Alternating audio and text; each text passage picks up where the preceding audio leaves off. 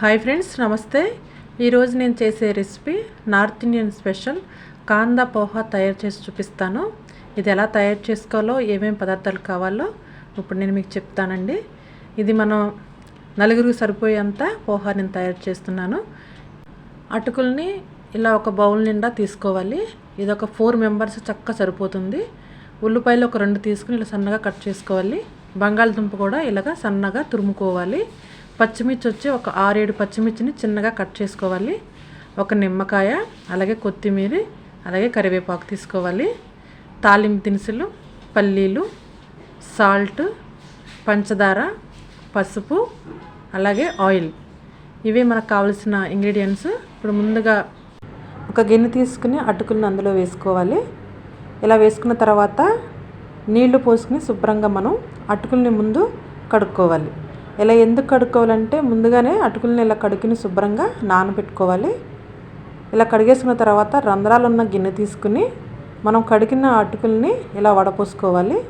ఇలా రంధ్రాలు ఉన్న గిన్నెలోనే వడపోసుకోవాలి. నార్మల్గా మనం కడిగిన గిన్నెలో వడపోస్తే కనుక కింద నీళ్లు ఉండిపోయి అటుకులు అనేవి మెత్తగా పిండిలాగా అయిపోతాయి. ఇలా రంధ్రాలు ఉన్న గిన్నెలో ఇలా వడపోసుకుని పక్కన పెట్టుకోవాలి. ఇలా ఎర్రలాడుతూ మన అటుకులు అనేవి ఉండాలి. మన అటుకులు రెడీ. ఇప్పుడు గ్యాస్ పైన బాండీ పెట్టుకుని అందులో ఒక 4-5 స్పూన్స్ ఆయిల్ పోసుకోవాలి. ఈ ఆయిల్ వేడైన తర్వాత ఒక గుప్పెడు పల్లీలు వేసుకుని 1 నిమిషం పాటు ఫ్రై చేసుకోవాలి. ఇలా బాగా పల్లీలు ఫ్రై అయిపోయిన తర్వాత తాలింపు దినుసులు, అలాగే కరివేపాకు, అలాగే సన్నగా తురుముకున్న పచ్చిమిర్చి, ఇవన్నీ వేసుకుని మరొక నిమిషం బాగా మనం ఫ్రై చేసుకోవాలి. చిన్న మంట పైనే ఇలా ఫ్రై చేసుకోవాలి. అవి ఫ్రై అయిన తర్వాత సన్నగా కట్ చేసుకున్న ఉల్లిపాయలు. మన పోహా వచ్చి కాందా పోహా కదండి, ఉల్లిపాయలు ఎక్కువగా ఉంటేనే ఈ పోహాకి టేస్ట్ అనేది చాలా బాగుంటుంది. ఇలా ఉల్లిపాయ వేసుకున్న తర్వాత దోరగా ఫ్రై చేసుకోవాలి. ఇలా ఫ్రై అయిన తర్వాత కట్ చేసుకున్న బంగాళదుంప ముక్కలు వేసుకుని మరొక కొంచెం సేపు ఇలా ఫ్రై చేసుకుని కొంచెం పసుపును వేసుకోవాలి. పసుపు వేసుకున్న తర్వాత పచ్చివాసన పోయేంత వరకు ఫ్రై చేసుకోవాలి.